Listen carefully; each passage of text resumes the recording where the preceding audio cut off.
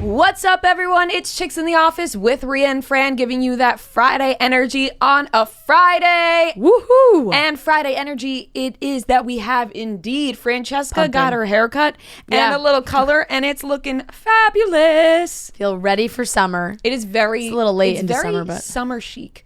Yeah, I loved the long hair for a while. But I normally have shorter hair. Yeah. I liked the longer hair I know. I a lot. went long for a while because I just had not done it like since high school. Yeah. And it was nice. And I liked it until it started to get like 85 degrees and 90% humidity in New York. And I would walk to work and by the time I got to the office, it's like it's glued to my neck. I'm like, it's so long. It takes so long to do. And when I would put it up, it's like, I don't like putting up my hair all the time. So going short, I like it. Back to my little reddish vibe. Yes, very, very cute. And, you know, I think it was because we both saw Hannah G last week and her haircut looked so cute. And Fran and I both looked at each other and Fran was like, I think I gotta cut my hair like that. And I said, I think you have to as well. I was like, I'm cutting my hair. It looks so good. She definitely inspired the haircut. I was like, I gotta get a move on this. And tonight is our office happy hour, summer happy hour, and you're gonna get a cute outfit on. My voice is finally back. What's gonna happen? What? Probably not Comes tomorrow. back right in time for the weekend. This feels like the summer of me sleeping on Fran's couch. Yeah. I texted Fran this morning. I was like, can I sleep over again? Yep. She's like, yeah. Come on over. But we have our company happy hour, and we haven't had one since Christmas of 2019. So it's been a while since we've had one of these, and they usually get pretty rowdy here at Barstool. Yeah, they do. Not from us, but just not from us. They're always a really great dynamic, just because the content people, I think, do get to see each other out more, drinking more. We hang out with each other more. It's just like a little bit more social. And we know all the business people just like in the work setting. We don't necessarily know them as well in a social setting. So when it's everyone combined, you really get to know everybody. You get to see everybody's true colors.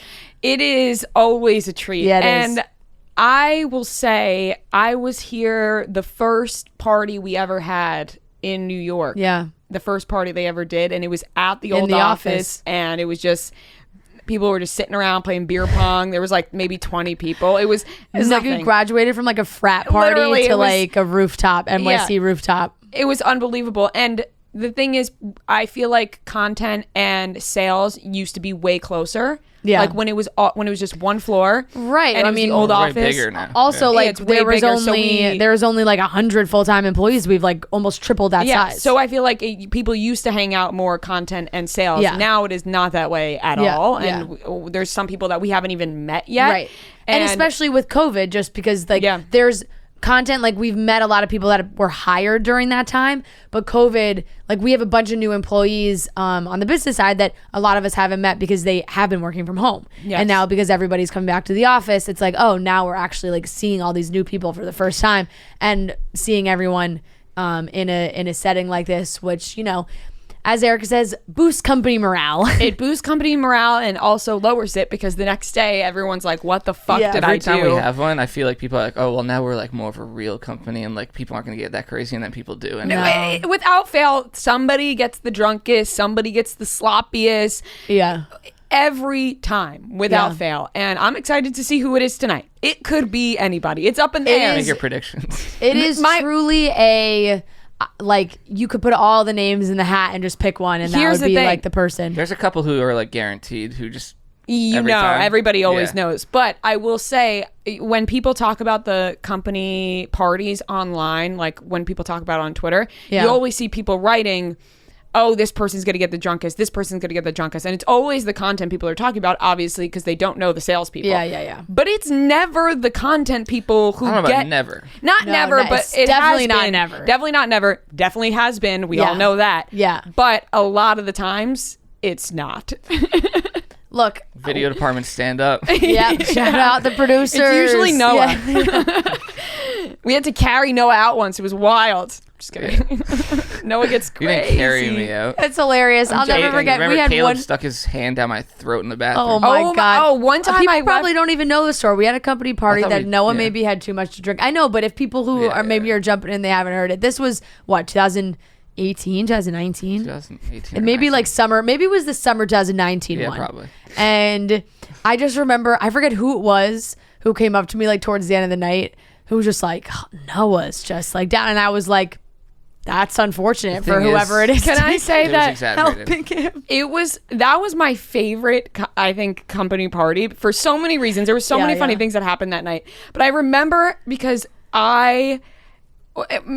they tried to kick me out. The people who ran like the place. The restaurant. I was like hitting my pen just in the middle of the bar. The bar tried to kick me out. Yeah. So I used to live with Caleb's roommate. I used to live with Caleb's girlfriend. Yeah. And Noah lived above us. So we were going to leave the party, and Caleb and Noah were both fucked up, and they were screaming at me. And they were screaming at me, and they were like, Rhea, we're coming home with you tonight. And like we went to the diner at that. Yeah. Oh my but god. Other people like that didn't know that dynamic.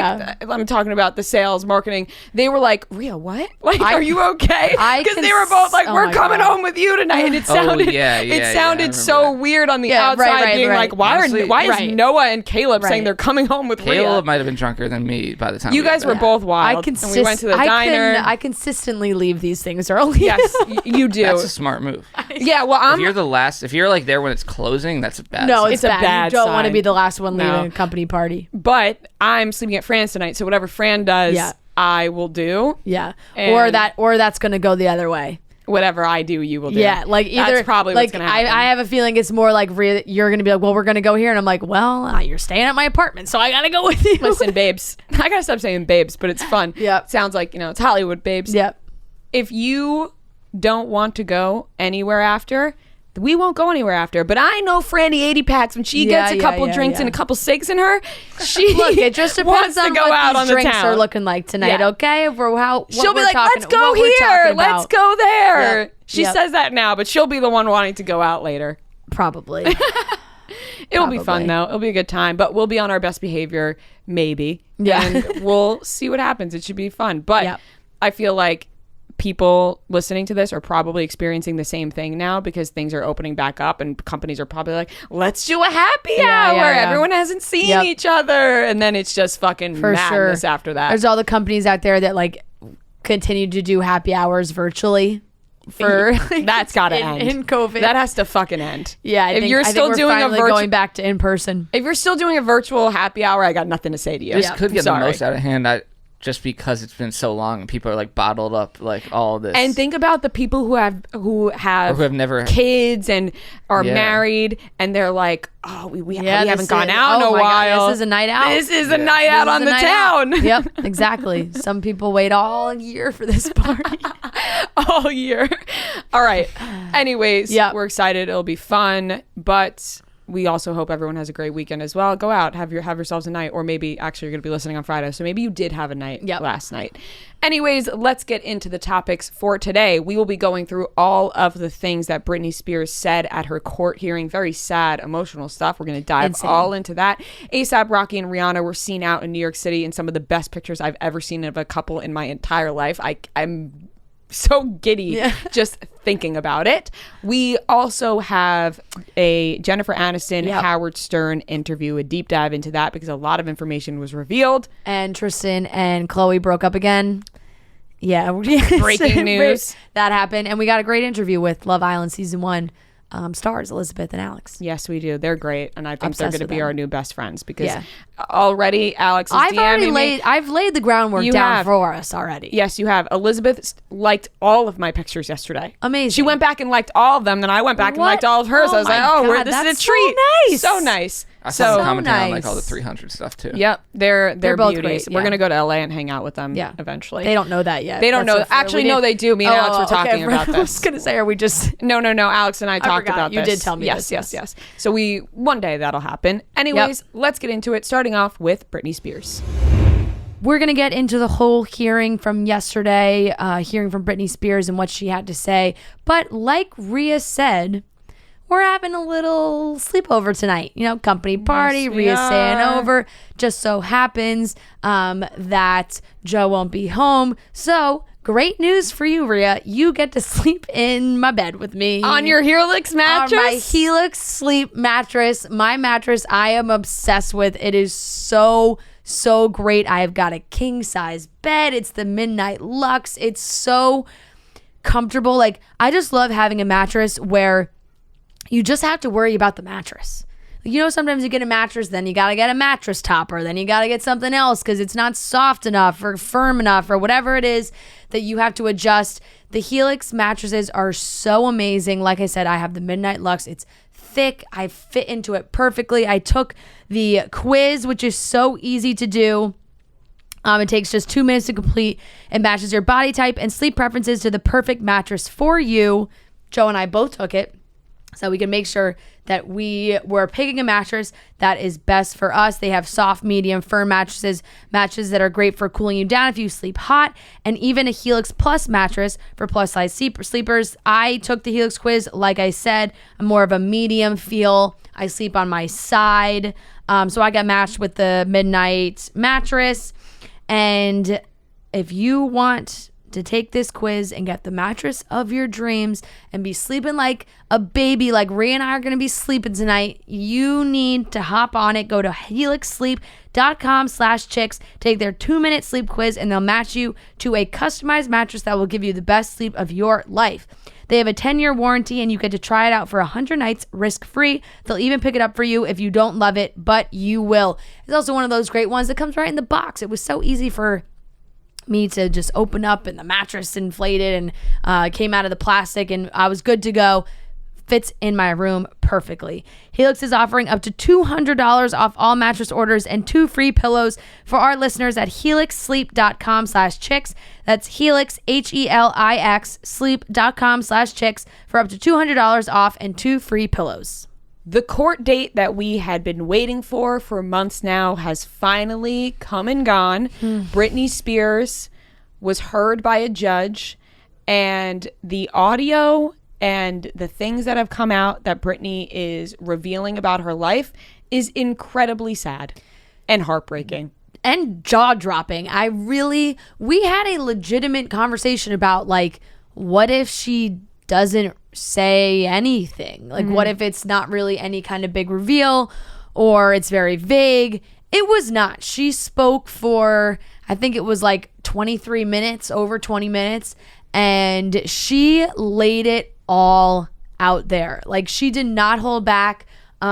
She confirmed truly what we've all been thinking, that she has been trapped in this life and totally under control by the conservatorship and her dad, and not having any really leeway or freedoms on her own. And you can listen to the whole thing. I'm pretty sure it's still on YouTube if you want to listen to it. But reading all of it, listening to it, I did laugh at the beginning because the judge was like, I'm sorry, Miss Spears, like, you're going to have to slow down a little bit. Like, she's a fast talker. You hear her when she talks on her Instagram, and you're like, she's speaking a mile a minute. That's how she was kind of sounding on the phone. She was not there in person. It was over the phone. It did sound prepared, kind of. Like she was reading. I think she had think she had notes prepared on her. I think she was reading or had notes prepared or something, because there were multiple times that she paused and it kind of seemed like maybe she lost her place and looked for, she's like, oh, this is what I wanted to say. She went back. But we can go through a lot of this, but she, like, was so forced to perform, to make appearances, to make money, and then just didn't have any responsibility over her own life. It can't do anything. Yeah, I think the biggest takeaway from the whole thing was that she was being controlled and manipulated in every aspect of her life. She said that she has an IUD placed in her so that she can't have babies, and they won't let her go to the doctor to get it checked out and to take it out. She wants to have a family, and she, with her new boyfriend, she can't do any of that. She just basically over and over again said how controlled she is, and she said that she wants to remind them that they work for her, but they are acting like she works for them. Yeah. And Jamie Spears is basically just an evil dictator. And I have to say, terrible person. Jamie, terrible person. The whole family is fucked up, though. I know. What about Jamie Lynn Spears? I don't like the way she was saying, like, my whole family's done nothing. Like, nobody's done anything. Clearly, because Jamie Lynn Spears has been in interviews, I think even our own, saying that Britney was fine. Right. And that is absolutely terrible that you see them covering it up, and they must be afraid of Jamie, obviously. And I'm also scared for Britney because she is still under Jamie's control. So now that she put this all out there, what happens? Is she in the home with him? Is he there? It's a very scary situation. I feel so bad for her because in the audio, you can hear the real Britney Spears. Like, you can hear the pain in her voice, and you can hear that it's actually her. Whereas on Instagram lately, you can tell that that was not how she was actually feeling. It sounded so fake. Right, which is what she said. She was like, I've been lying to everyone. I've been lying to the world. I didn't think anybody would believe me. She kind of thought if she spoke up, she wouldn't know. And it also just seems like she has been kept in the dark a lot and not given facts. And when she asked people for advice or information, they're not giving it to her, or they're telling her the wrong thing. She literally said, I did not know it was even an option for me to like petition to end my conservatorship. Like, she was like, I just thought this was something I was going to have forever. She apologized because it's like, look, I didn't know. Right. I think that if the judge doesn't appeal this conservatorship, the judge is also at fault. Well, now it's just because it turns into a whole legal thing. So the steps are, because right now, like, the case wasn't to end the whole thing. It was to remove Jamie. But now, like, I saw a couple posts about how, like, now it's like she needs to get a new lawyer potentially. I think because, like, she was never even allowed to hire her own attorney in the first place. And then petition to end the conservatorship, which could take a very long time because, like she said, a family member can basically, like, object to that. Like, a family member could say, like, she's unfit for that. But and then that's how fucked up is that, that's though? Just it is, and If that's how the conservatorship system works, which is why the conservatorship is a fucked up system. It's really fucked up. It makes me very sad because a family member who's clearly controlling her can step in and say, no, she's unfit. But I think Britney sounded very aware. Like, she's like, I don't want to be examined again. She's like, I know that I'm okay. Like, I feel I'm like trying to have it end without having to do that. The only reason she's not okay at this point is because she's being controlled. Yeah, and the stories she was sharing were so heartbreaking too. It's like after she was doing this Vegas situation and just working her ass off and performing under these crazy conditions, and when she finally was like, I'm done with this, I'm not doing it anymore, she told her assistant, and then after she had said no, her therapist sat her down in a room, said he had 1 million phone calls about how Britney was not cooperating in rehearsals and that she hadn't been taking her medication. And Britney said all of this was false. But the therapist immediately the next day put her on lithium out of nowhere. And she said that he took her off the normal meds that she had been on for 5 years. Lithium is very, very strong, totally different medication. Like, if you're on lithium for too much, it fucks you up forever. Like, it's really a crazy thing. Like, you can really mentally hurt yourself for being on that drug for so long. She wrote, he put me on that and I felt drunk. I really couldn't even take up for myself. I couldn't even have a conversation with my mom or dad really about anything. I told him I was scared and my doctor had me with 6 different nurses with this new medication. Come to my home, stay with me to monitor me on the medication, which she never wanted to be on to begin with. She wasn't allowed to get in her car, go anywhere for a month. And then she said, not only did my family not, and she cursed a few times, which I don't know why that had like a harder effect on me. But like, she said, not only did my family not do a goddamn thing, my dad was all for it. Anything that happened to me had to be approved by my dad. And my dad acted like he didn't know that I was told I had to be tested over the Christmas holidays before they sent me away when my kids went home to Louisiana. He was the one who approved all of it. My family did nothing.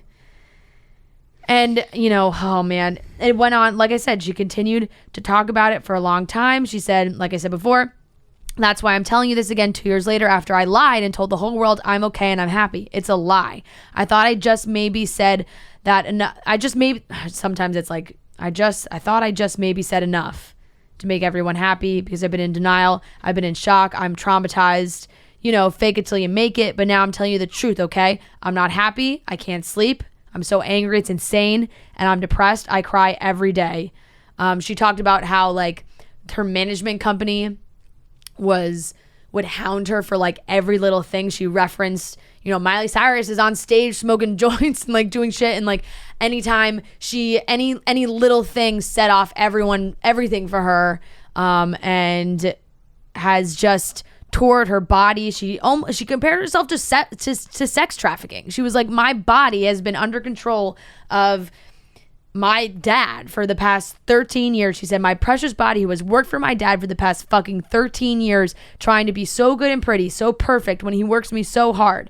When I do everything I'm told in the state of California, allowed my father, ignorant father, to take his own daughter, who only has a role with me if I work with him. They've set back the whole course and allowed him to do that to me. That's given these people I've worked for way too much control. They also threatened me and said if I don't go, then I have to go to court, and it will be more embarrassing to me if the judge publicly makes the evidence we have, saying like you have to go. So like you said, the whole thing, anytime people always say like, oh, why hasn't she said anything? Why doesn't she just publicly say what's going on? It's because she has all these people in her life telling her, if you say this, we're taking you to court. You're going to be embarrassed in front of the entire world. You're going to make your case and the judge is going to say no, and it's going to be terrible for you. And she's never been able to actually say anything. And now she's actually able to speak and talk. And it's terrible. The whole thing is sickening to even hear about. I know. And so I can't imagine being Britney Spears in this position. Can somebody go like kidnap Britney Spears and set her free? Like, can we go get Britney Spears and then bring her to the Bahamas or something and set her free? Like, how do we get a wild? It's like, yeah, let's kidnap her to set her free. Yeah, no, kidnap her for good reason, and then set her free. Because the whole thing is so incredibly heartbreaking because you can tell that she is okay. But she's Jamie not okay. Spears is one of the worst human beings. She seems like if she can just be on her own or not under the dictatorship of her father. And she wants to still continue to take care of herself. Like she's like, look, I see a therapist twice a week. I want to see a therapist once a week, and I want that therapist to come to my house so I don't have to deal with driving and paparazzi and everything. She's like, Lord knows, she made a joke. Like, I know I need therapy. Like, I know I need a therapy, but like, she's like, I just wanted to be on my own terms. Nothing in her life is on her own terms. That really just sucks to just have your whole life. You just have no control of your life. And I hate Jamie Spears so much. And you're Britney Spears, but you just have no control of your life because your dad is evil. What's the situation with her mom? I feel like I know nothing about her mom. It's hard. So Lynn Spears, the news has always kind of portrayed it as Lynn wanting to protect Britney, but are they now still married? Finally speaking up against the dad? No. I'm sure the dad has control over everybody though in some way, but still it's no really excuse. I mean, this is what I'm just saying, like the power that Jamie has had and I think has been able to wield over his entire family. I'm just thinking of all the trauma through the years of this entire family probably just doing and listening to every single thing that Jamie Spears tells them. People don't talk about it enough that Jamie Lynn was named after Jamie and Lynn Spears. Correct, yeah. So they got... It's very weird. Lynn and Jamie got divorced in 2002. So they've been divorced for a very long time. Oh, so like before any of this. Yeah. Way longer. Interesting. Yeah, but I mean now, right? So like now the headlines is like Britney Spears' mom concerned. Britney Spears' mom is very concerned after court hearing. Maybe she's like not in it. She doesn't know what's going on. It sort of seems like it, but I don't know. Well, I'm sure he's lying to her, and then how much is Britney telling? Yeah. So Lynn's attorney said she's a very concerned mother. The attorney also reportedly took a moment to address the court and wanted it known on the record that Lynn seconds her daughter's wishes and wanted to make sure that the court took Britney's concerns seriously. She said, I first want to say this was very courageous of Miss Spears. One thing I want to raise with the court is when she was there in May 2019 that she didn't feel like she was heard. I feel we need to make sure today that she was heard. Jones, who's Lynn's attorney, also implored Britney's team to put together a health plan immediately and to not leave the court without a new plan in place, stating today is a day while the world watches, while we listen to Miss Spears, that we put in place a plan. That is her mother's request, that we not leave the court without having a plan. So look, at the end of the day, I think this is where it like comes down to. I think Lynn and some of her family members don't fully trust Britney to be on her own completely. Like I think that they don't trust her to totally be, not necessarily be in charge of her own life. It's just it's two extremes.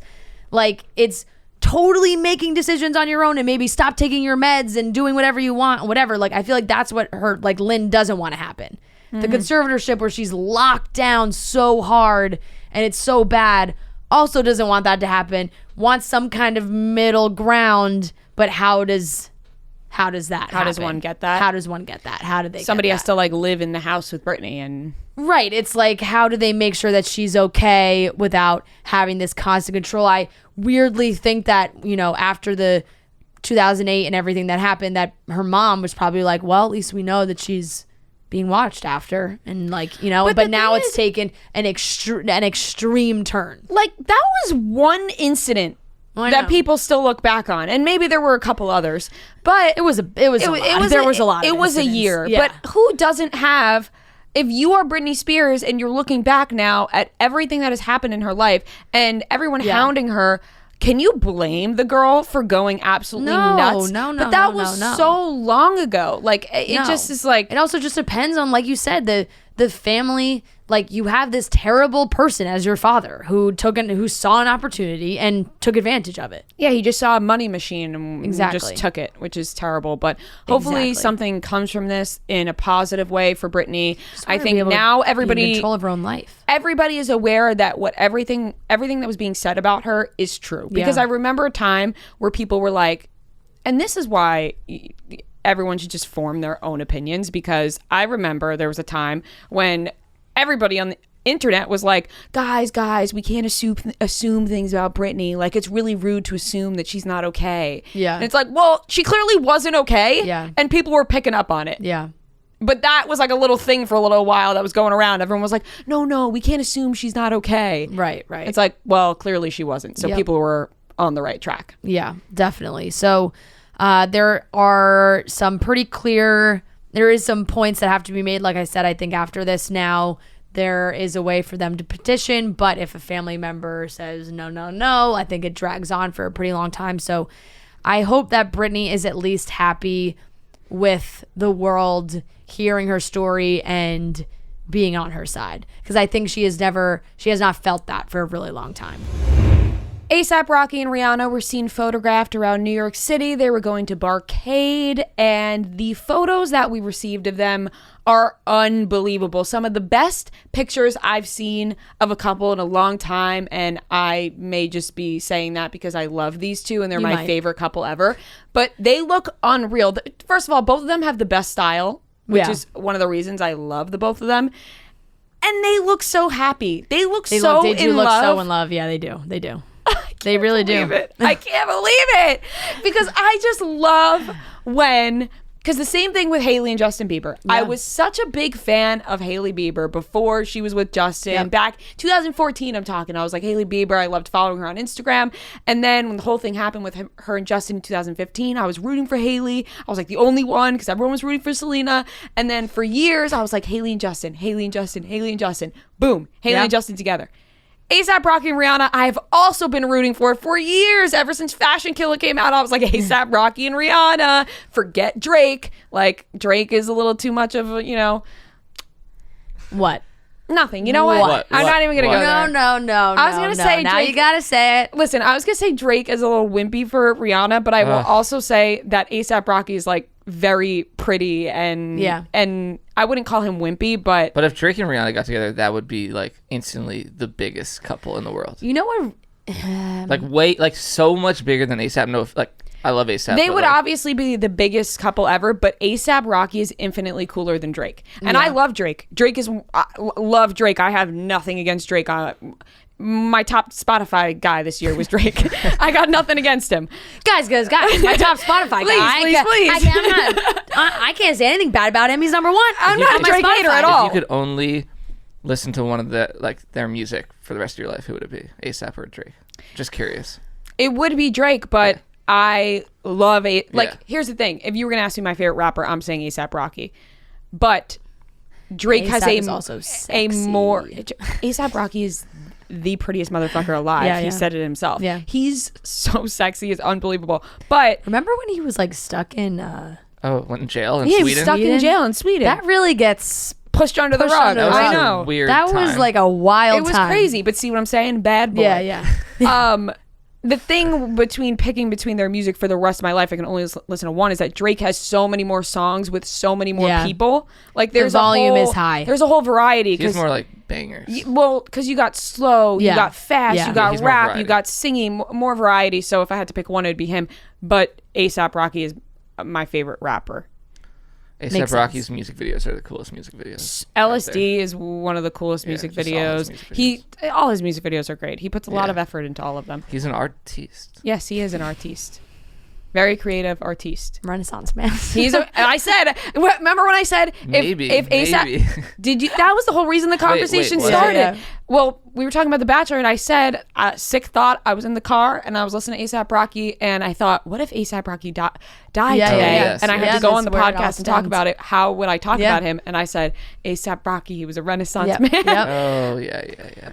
But on top of that, Rihanna. Oh man, Rihanna. You can't even put into words. Pink dress, Rihanna. Pink giant fluffy hat. She looks so great. What I love, I also, like you said, love seeing them look so happy. Like Rihanna had this giant smile. He had this giant smile. We saw a video of them. They were struggling to get into Barcade. They wouldn't even let them into the bar. It was unreal. The bouncer was like, "Can I see IDs?" And I think Rihanna mouths like, "I'm Rihanna." Yeah, and then what A$AP possibly is yelling at the bouncer, and it makes you feel better about your life, because I will say I was trying to get into a bar last week and we had a table, but they were still like, I said the guy's name. And they were like, we don't know who that is, classic, but they do. Classic. And then we had to wait, and then finally we got it figured out. But you're standing there, and it's embarrassing at first. Yeah. But then you that remember that A$AP A$AP Rocky Rocky in like 10 years. Like also if you're like, for some background, Barcade is literally a bar in New York City that just has like all old arcade games inside. Like it's fun. It is. But if you don't know what we're talking about, they were just going for like a casual evening. Like it wasn't like they were going to some club or something like that where it's like instant recognition. Barcade, everybody goes. Imagine like I laughed. I was like, what the fuck are Rihanna and A$AP Rocky doing going to Barcade? What would you have done if you were in Barcade and they I literally would have pooped my pants. Or you like Joe look and I out were the talking window about Barcade on Tuesday night. Like Joe, we were talking about the things that are like around our neighborhood. He was like, "Oh, Fran, Barcade, you love Barcade." If I was like, I do. You look out like the front and you see them getting denied. Unbelievable. I wouldn't even ask them for a picture out of respect. You should have been like, hey, let them in. They're with me. I love them so much, I wouldn't even bother them. Rhea's coming in like punching the bouncer in the face. Yeah. Like, don't you know who they are? Imagine I fucking wound up. You. Oh my gosh. I can't get enough of these two. Yeah. I feel like I know them personally. I know nothing. I don't know them at all, but Twitter also got to the bottom. Twitter also said that Rihanna had like a shark tattoo on her ankle that she had with Drake. And she has now covered that. It's now gone. It's covered. It's a crown. It goes all the way around her ankle now. Drake has to be so upset with A$AP Rocky because they were friends. Yeah. I'm pretty sure Drake took A$AP Rocky out on tour when A$AP Rocky was first starting out. Or I don't know if I have that right. I wouldn't know that. I have to double check that. You can't blame, if you're Drake, you can't blame A$AP No, Rocky. you can't. No, but at the same time, but that's what I'm saying. Like Drake can be mad, but he also can't be mad because it's like, hey, it's like, yeah, I'm not gonna date Rihanna falls in love with you, what are you supposed to tell her? No. Yeah, hey, sorry, I'm friends with Drake. I can't. Yeah, exactly. The only thing Rihanna wins that battle every time. Rihanna never was wanting to be seen in public with Drake. Like, remember on stage when that whole thing happened, it was so uncomfortable. Yeah, that video is one of the most uncomfortable Drake wanted videos to kiss ever. her, and it was very uncomfortable. It's terrible. But she's beaming ear to ear with A$AP Rocky. Oh, so I'm trying to look. Drake did come out for A$AP Rocky's concert in 2019. Okay, I thought we were going way back. No. I'm saying I'm pretty sure who brought A$AP Rocky on tour. It might not have been Drake, but either way, they were, Fucking Problem is a great song. Yeah, it's a great song. But I want to find, I'll look this up after, I guess. It doesn't make it doesn't matter. But it doesn't matter. But yes, they they definitely had enough of a relationship. Yeah, they definitely did. They were friends. But I mean, Queen Rhee, what are you going to do? Exactly. You can't deny it. When she comes knocking, you answer the door. She's quite the woman. Yes, she is. So as we've talked about on this podcast before, all three of us are vaccinated and we've been living our best lives, going anywhere we want, mask-free, living it up. Even at the Islanders game, they had to check our vaccination card to let us in and go sit on in the vaccination section, which was awesome. You get right in, and like I said, no masks. It's a free-for-all. We're back to normal. And now companies want to make sure that if you're vaccinated, that they know you're vaccinated. And now there is a way to safely get your team back together and back to business with Health Pass by Clear. Health Pass by Clear gives you the confidence to bring your employees back together by letting your team securely and easily link their vaccine information to their Health Pass to help ensure a safe return to your company, whatever your business, whatever you may be doing. You upload Health Pass by Clear, and then everyone knows where you stand. It's secure and takes just a few minutes. Your team can enroll in the Clear app on their mobile phones and opt in to create a Health Pass in just minutes. And like we said, it gets your team back together safe and confidently. Once signed up, people simply link their vaccination information, and then boom, it's on there. So reach out to the team at Clear so they can work with you directly to get your employees back together more safely, easily, and quickly. Go to clearme.com/healthpass. That's CLEARME.com/healthpass. Once again, CLEARME.com/healthpass. Jennifer Aniston went on the Howard Stern show and, had a lot to share, talking about the Friends reunion, talking about being buddies with Brad Pitt, talking about that David Schwimmer reveal. But there was one bit that everyone has focused on because it's a mystery, and everybody loves a mystery. She told Howard Stern that there was a male guest star on the show at one point who they all felt like he felt like he was too above doing Friends and wasn't into being on the show. She wouldn't reveal who it was, but she admitted that it was a man who seemingly didn't want to, quote, be on a sitcom. Aniston detailed one example of their strange set behavior when they weren't happy with how the network and producers would laugh during a network run-through. This person was like, listen to them, just laughing at their own jokes. So stupid, not even funny. It was just like, what are you doing here? Your attitude, this is not what we're all about. She said she wasn't thrilled about the energy the actor brought with him at the time. And she was like, it was such a wonderful place to work and you're coming into our home and shitting on it. She did confirm that it wasn't Tom Selleck or Sean Penn, and even revealed that the guest star in question later apologized. The funny thing is that male did apologize about their behavior years later. He just said, I was just so nervous, to be honest, that I wasn't on my best behavior. She didn't say who it was. My money's on Ben Stiller. I also think Ben Stiller. But the thing is about Ben Stiller, though, Jennifer Aniston has done movies with him. Good like friends. She wouldn't I don't think she would throw him under the bus like that. I've actually heard about them talk about their friendship. They're very close. Okay, so I'm not. I really don't think it's Ben Stiller. George Clooney. I have a feeling it's not like a huge name. But I think you would have to be a huge name to be that much of a dick. No, I don't. I think that's not true. Well, no, because I think it kind of has to be somebody who's doing movies and such. I don't know. I don't think Jennifer Aniston the fact that it was would sitcom. Yes, but I don't know if Jennifer Aniston would necessarily at this point in her life tell this story about like someone who's a massive movie star Alec now. Baldwin? I was just going to say Alec Baldwin. I could see that. Freddie that Prinze could be Jr. possible. Just kidding. Michael Rappaport. John Stamos. No, he was Sean in Full Penn. House. No, she said it wasn't Sean She Penn. said it wasn't. It wasn't Sean Penn and it wasn't Tom Selleck. It could have been Michael Rappaport. It could have been Michael Rappaport, although Paul he Rudd, had no way. No, so he had a multiple episode stint, and so did Bruce Willis. So I feel like if you had multiple episodes, there's no way that you could have been that much of a dick because. So you think that it's someone who was on like one episode? I think Bruce Willis is a good guess. I think it was somebody who was on one episode. Danny DeVito? No, Danny DeVito, no way. I think Bruce Willis, he was in multiple episodes, so I feel like maybe not. I don't know. Bruce Willis wasn't Charlie in that Sheen? many episodes. But Charlie Sheen was in 2.5 Men. I don't think it was Charlie Sheen. I think that it was somebody who wouldn't, because she made it seem like they were Not just, Robin Williams. They were just making it like, this some silly sitcom. Right. But I don't know. I'm kind of interpreting, I don't know if it necessarily means the guy was a movie star coming to do a sitcom.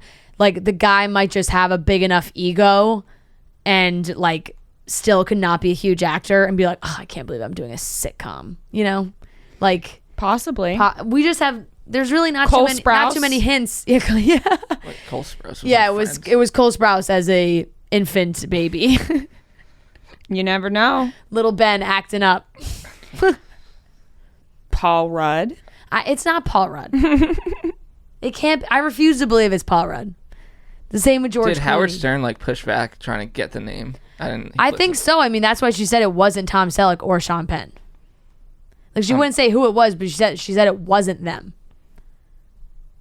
And I mean, Tom Selleck was on a lot of interviews. A lot. Could it have been Hank Azaria? I don't know much about him. I don't know. I don't know much about him either, but maybe. You never know. There's a lot of options.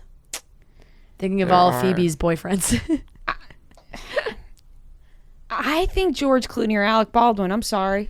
I know that you don't want to believe I really that. don't believe George Clooney. Alec Baldwin, sure, I can see. George Clooney, what I don't makes you think George Clooney is above that? No, it's Clooney. Less that. It's less. I don't think Jennifer Aniston would be telling the story about George Clooney. Why not? If she's not given a name, because they're just like all friends. Like I just feel like they're all in that circle. They're not going to be like going on Howard Stern and throwing one of them under the bus. But she didn't throw him under the bus. I mean, she did. But she didn't name anybody. Yeah. I know, but that person knows. So maybe that's what she wanted. Like no one knows who it actually is, but besides that person knows that she remembers. Yeah, but why give that dig to that person when she also said that they apologized later? So why couldn't it be George Clooney then? I don't know. Are you being swayed by George Clooney's good looks? I'm really not. By George Clooney's suaveness? I just feel like it's not George Clooney.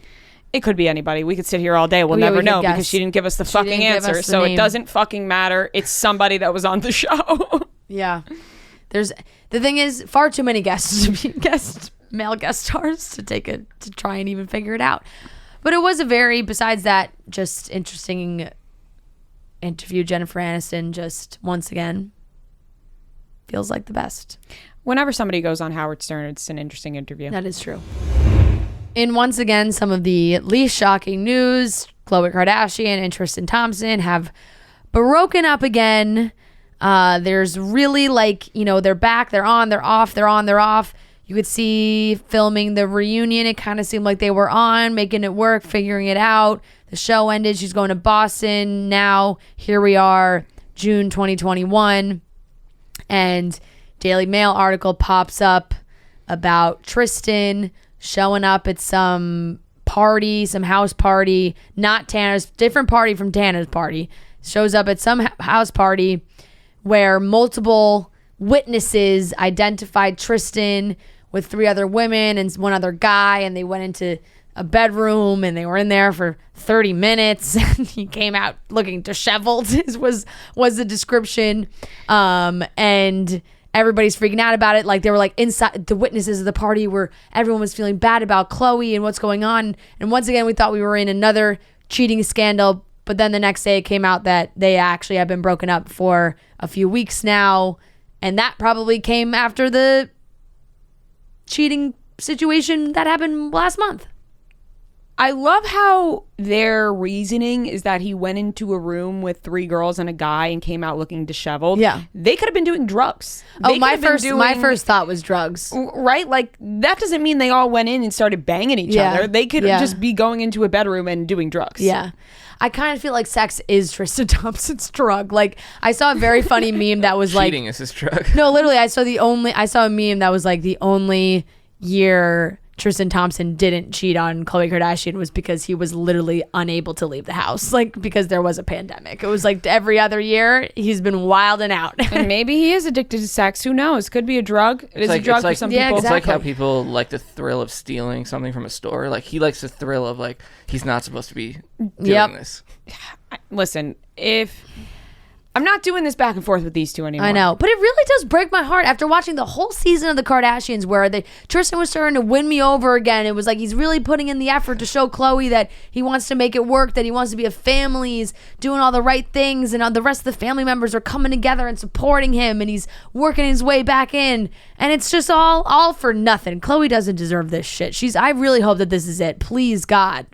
Hot take, I don't feel bad anymore. Yeah. Because only once. Yeah, how many times does this man have to cheat on her for her to get the point?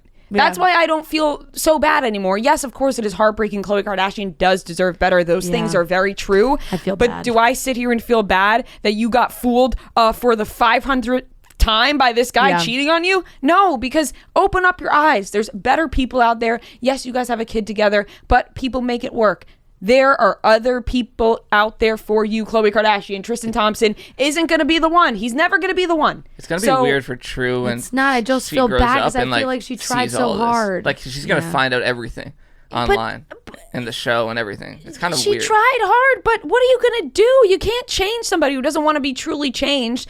And also at one point, you got to save yourself and stop going back to somebody who clearly does not treat you right.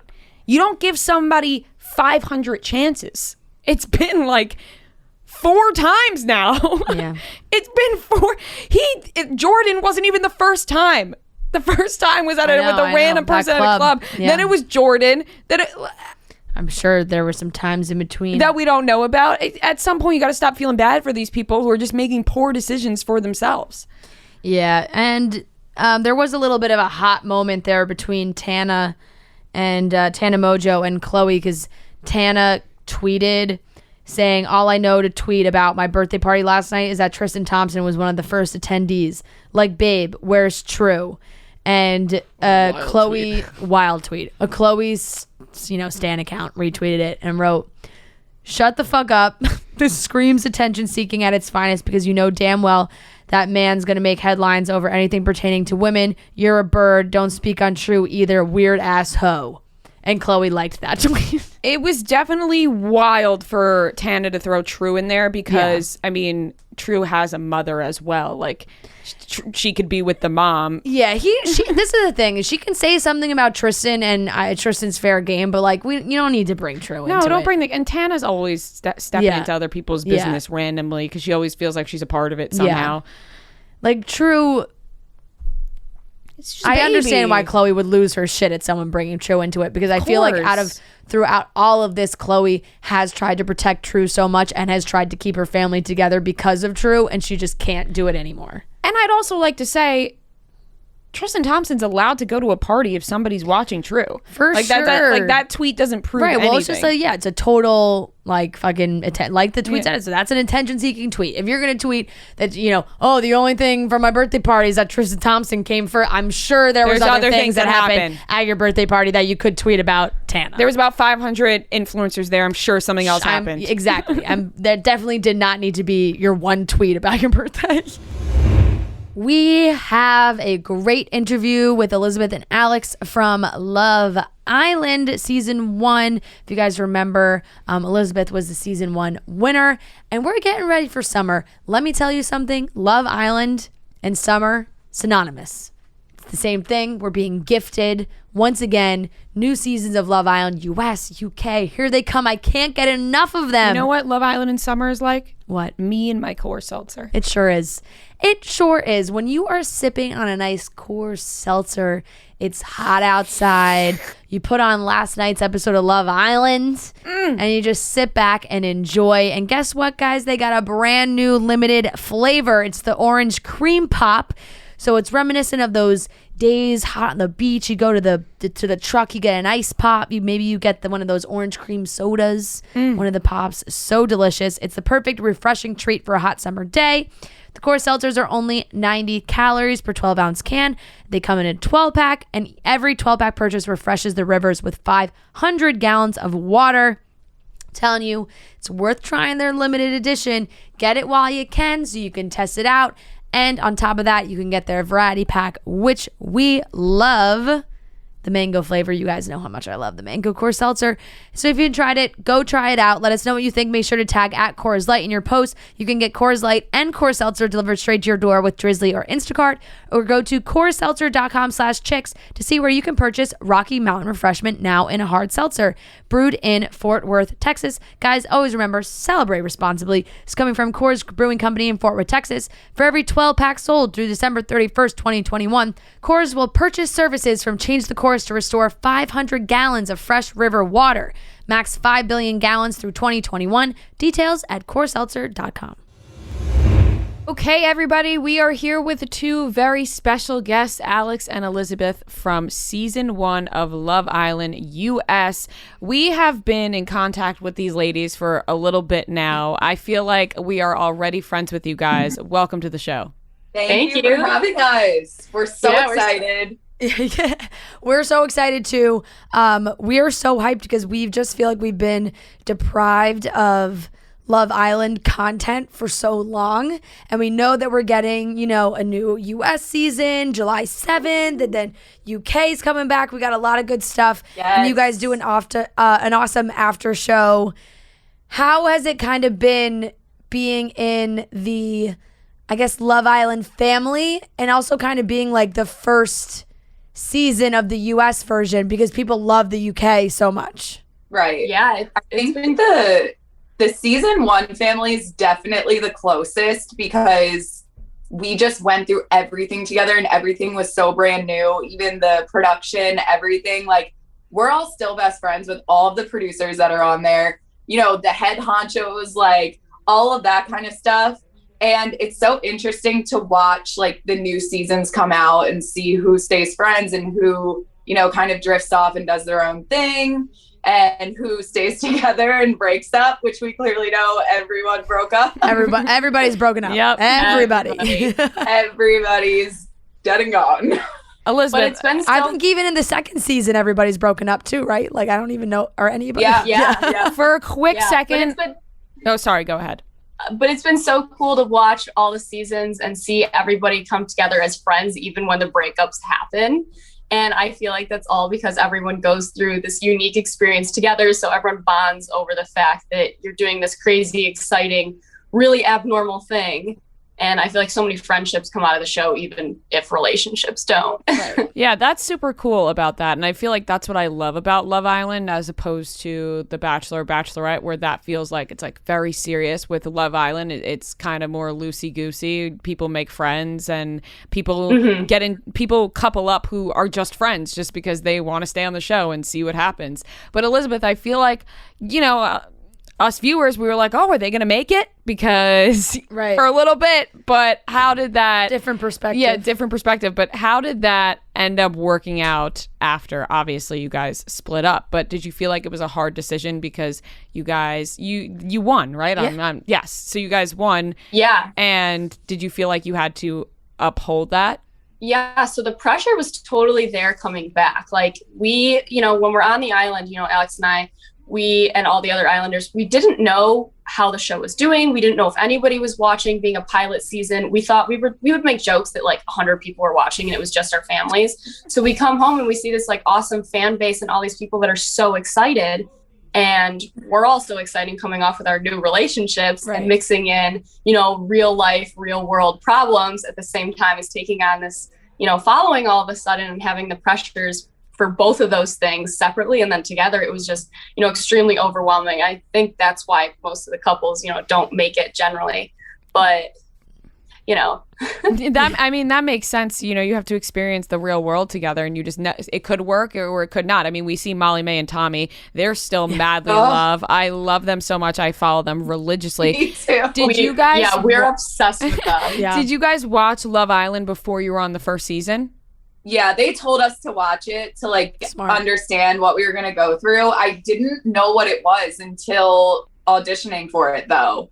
And then I watched the first season. I started with the first season and I was like, oh my God, what the hell am I getting myself into? I mean, you must have been hooked after that. And can you take the first season of UK is like kind of vulgar. It's though. crazy. Yeah, it's like chain it's smoking cigs everywhere. I wish they were still doing that on the new season. Can you guys take us through what the casting process was like? And did you guys, get to meet anybody before you were on the show? No, so yeah, go ahead. I think everyone was casted differently. Like they would find people through dating apps. They scouted some people. They would find people through friends and recommended them. They would slide into people's DMs. I was DM'd by like a casting producer, and it was just like a crazy. Everyone's kind of like, is this real? Is this like a scam? Like, we're not sure because, the show doesn't exist yet. So we're like, I don't know. So you have a couple feeler conversations, and then the next thing you know, we're like at finals in LA. They fly you out for this like final round. It's all like high stakes. You meet all the head producers of CBS, and you're like, whoa, this is really happening. And then, next thing you're in Fiji or, wherever filming. Yeah. And I think to go off, meeting people, the only people we got to meet was Winston was down in Fiji doing press. Because I guess like CBS flew him down for it because he was like a favorite on Big Brother. And so we met him, and like we had no idea he was going on the show, like not even a clue. I was like, yeah, whatever, nice to meet you. And then before I went into the villa, I got to say hi to Ariel because she was so nervous, and I was the first one going in, and I was like, obviously I want to meet her. So we got to meet like for 5 seconds, and then we just bonded. Like, I freaking love her. But what's so general about it is when you go, you're not supposed to know anyone going. So it's supposed to be like hush hush, and they have you in lockdown, it's this like quarantine period where you can't see anybody, you can't talk to anybody, whatever. But I'm at this resort, and I am with a chaperone. I'm constantly scouting out anyone I see that looks like a sexy single. And I'm like, is that person on the show? Is that person on the show? Like, even at the airport, like flying out on my flight, I was like scoping out all these people I thought were like potential contestants. And my chaperone was like, enough of this. Like, I am not giving away anyone. And the only person I had right that I had seen in the airport was Caro, and it was her big man on the show. That's amazing. And the fact that it was in Fiji, it must have been an unreal experience. I mean, the first season, you guys get to go to Fiji. What's better than that? Seriously. Like, I thought I wouldn't even get to go to Fiji for a honeymoon, but I went to go like find a boyfriend in Fiji. And I was like, what the hell are we doing? Like, none of this makes any sense, but I'm not questioning it whatsoever. This is just the world we're living in. There's dating shows where you can just end up in Fiji. It really is. And so now, like, what has life been like after the show for you guys? Like, how after Love Island? Yeah, after the island. After the island, how has it kind of been? And where? Like, I'm curious as to what you guys kind of thought your career paths would be before going on Love Island, and how that's changed after being on Love Island. Yes. So we both worked, traditional jobs. Like, Alex worked in PR and I worked in advertising, and we kind of went into it like this is an adventure, but there was no promises. There's no guarantees of any kind of social following at this point. Like, there's no guarantees that any doors would open. It was just like you're signing up for this crazy experience. So we come off, and like obviously tons of doors were opened, and really cool opportunities, to like be working with brands or having this nice following and fan base and whatnot. And I think that's where Alex and I kind of realized like the whole idea of the show is so fun and, lighthearted, and has this like awesome comedic factor that we were like, we want to like stick with this somehow. Like, how can we, continue on with this? And that's where I think we were like, we should, start interviewing everybody for the next season that gets booted and stuff. And we had so much fun doing that. We're literally castaways. Like, we will never leave Love Island, and everyone who has a problem with it can shut up. I mean, I don't think anyone has a problem with it. And so also, smart. I love your guys' friendship. I love that you guys have created this bond out of coming out of the show, and also kind of making a little bit of a career out of it as well. You're doing the after show. We have always talked about before you guys did it. We were like, there needs to be some sort of Love Island show, and you guys are doing it. And how has it been talking to the past contestants? Similar situations to yours, or do you think that the other seasons it got a little different? I think this was our reasoning for starting After the Island, was to give the people that felt like they had a crap edit or didn't get shown in the way that they're supposed to be shown in, to come on and kind of tell their story. Obviously with some things that they can't include because of contracts and that kind of stuff. But it was kind of a platform for all of them that didn't have the following yet to say, like, speak their own truth, to come on to our stuff and say whatever they want. And we were never going to censor them. It was definitely a little different for season 2 than ours. I think like they switched up production, obviously, and they did Casa Amor, which we had a version of it, but it was nowhere near, the bombshells that explode in there.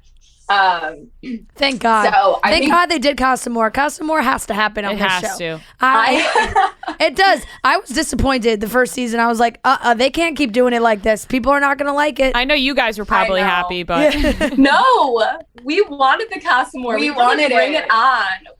Yeah, we were so bored. We were so bored.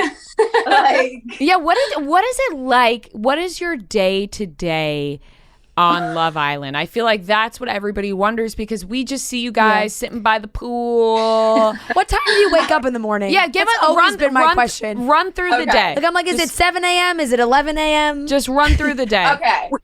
All right. So we don't know the time. We don't know the times we wake up. They wake us up just with a light, like a legitimate, like, think of a ring light. Do you ever know what time it is? No, it's like a strobe light. It's so bad. I would be so angry. Yeah, everyone got so mad. No one would move out of bed. And then a producer would come over the mic and be like, get the fuck up, or you're not eating lunch today. Like, so then we would get up, brush our teeth. The boys would go make us breakfast, and then producers would come out and say, it's almost lunchtime. Like, there's no point in making breakfast. So we would always have lunch immediately after breakfast. And then what would we do? We would go into we would wait for go ahead. Text. We would wait for like a text to come through to tell us what was going on for the day, whether it was a recoupling, whether it's, watch out for possible new Islanders walking in, or one of the games or challenges, whether we were doing like the paint balloon stuff or the game access baggage, or, things like that. So you never really knew. And that was what was kind of fun about the show, is you woke up and you had no idea what was going to happen that day. And you're just sitting around waiting. And Fran asked, do you ever know what time it is? No. So you get out of there and time doesn't exist? It's unbelievable. Time does not exist. How the fuck do you go back to normal life after that? There was one way that I found out how to tell time. We get like sundial. We have a medic come in because people have daily medicine and stuff, and she would have to write down the time that she gave it to you. So I would take a look at her clipboard and I'd be like, guys, it's 11:56. No, I tried that too, and they would purposely write the times off because it wouldn't make sense. Well, then I was just living a lie. Yeah. What the hell? I don't know if I could live. Imagine like every day no and not know what time you are going to bed or waking up. It would kill me. Like, it's the day moves so much slower. Oh my gosh. Oh my God. And I think right there is why I just couldn't do it. I could never. TV, movies, music, none of that? Any sort of entertainment? Well, on Saturdays were our off days. And so none of the girls could talk to the boys. We were all separated. And we would the girls would usually get to go out to lunch at like a nice resort. And the guys had to like stay in the villa and play with soccer balls and stuff. But like, well, that's nice that they did that. Listen to music. Oh, okay. I just feel like I'd go crazy if I had to like sit in silence and not be able to get any sort of music or entertainment. I don't know what I'd do. Yeah, absolutely. Yeah, it was like Christmas every Saturday. We'd be like, oh, we haven't heard music with words in so long because they can't play that kind of stuff when they're filming. It's like that Saturday being your day off is the only way for you guys to even know what day it is. Yeah, exactly. Yeah. Actually. And I guess it doesn't really matter when you're in the villa, but Saturday's a nice day to have off. That's nice. I don't think that even matters. It doesn't matter. We would watch movies. Oh, yeah. That's good, though. I think that, I don't know, I think your season for you guys, it did, like, towards the end, it felt like everybody was very secure in the couples that they were in. So it was like, all right, we'll see what happens. But like the two of you, it just felt like there was nothing really that was going to mix anything up too much. New people that came in were like immediately sent home and was like, yeah, there's just, sorry. It's just, we're all kind of locked in. Emily being called the hottest girl in the villa. And I was like, cool. Yeah. How are you guys now with your exes? Would you say friends, or you don't really speak to them? Elizabeth, you want to go first? Sure. Yeah. So it's crazy because I never really have like touched on it or like addressed it other than posting like one story. You know, we break up and like everyone wants all these answers and like no one wants to throw anyone under the bus or, you know, say something that makes the other person like look bad. And, you know, because you have like so many people's eyes and it's, you know, some of it can be like private, but and there's all these expectations. So, you know, we post this like statement each on our stories, or like we wrote one out together and we were like going to post it the same day and everything. And then like before it, Zach went and like rewrote his and just like totally wrote something different. I was just like, oh, like, okay. Like it was like per Elizabeth's request, like whatever. Geez. And I was like, what the I do hell? remember this. Yeah. But I was like so mad. I was like, okay, what? Like way to try to make yourself look better. But it was just like we got home and honestly, like for me, the person that I met in the villa on that island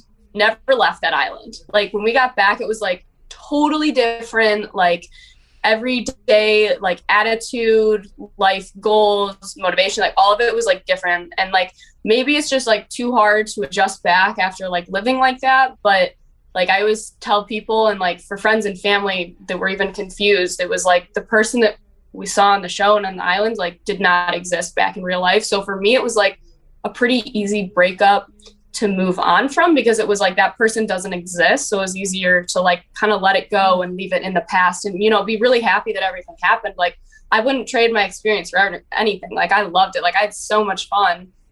And, you know, there I was so like head over heels, like this is it for me. Yeah. But then when I got back, it was so different that it was like, obviously this is not it for me. Yeah, that makes sense. And like we talked about earlier, you know, maybe the relationship didn't work out, but you got so many other great things from the show. Friendships, like family almost. Yeah, of course. And like I would do it all over the exact same. Like I had like, you know, nothing bad to say like while I was there the whole time. Like I lived like such a dream going there and doing that. Like it was awesome.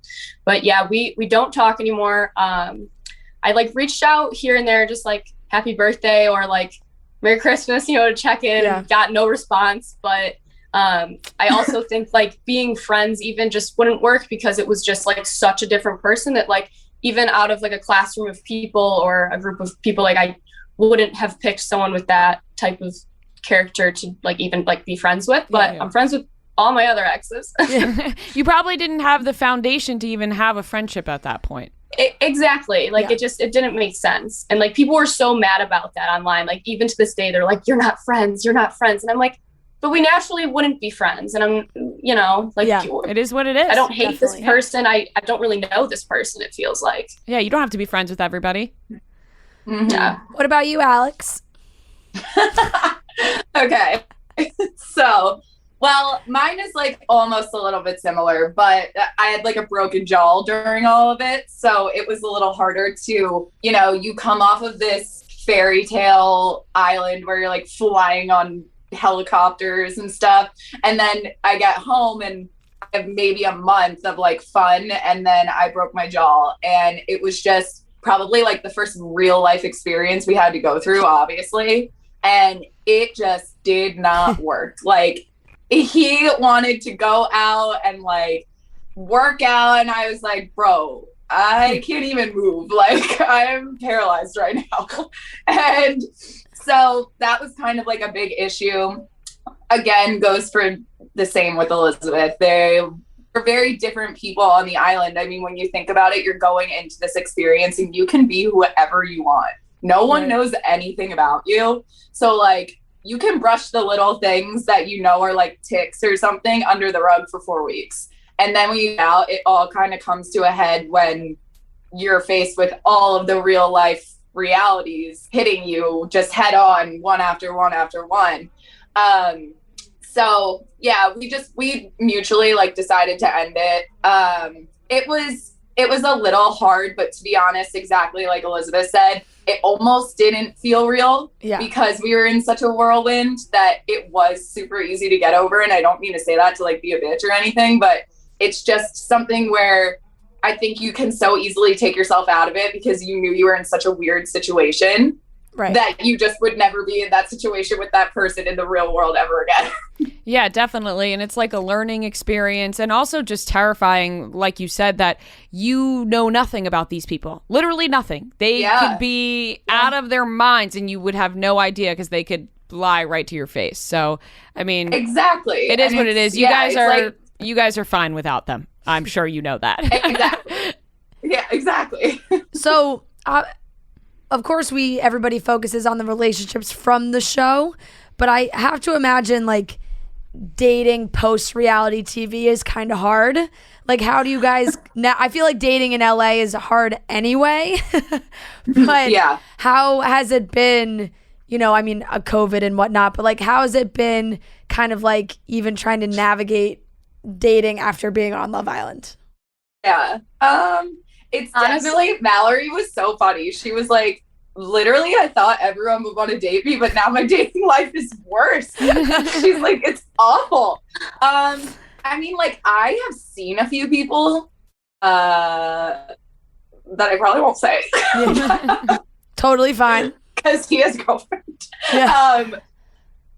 Yeah, I mean, I've seen like a few people, but it's honestly, I feel like it's the age we're in too. I'm like, I just turned 28 and I feel like every guy that's 28 is either married or literally has no, like, not even a vision of a future with a woman at this point in his life. Yeah. And I'm like, so am I waiting for someone to get divorced? Like, I don't know.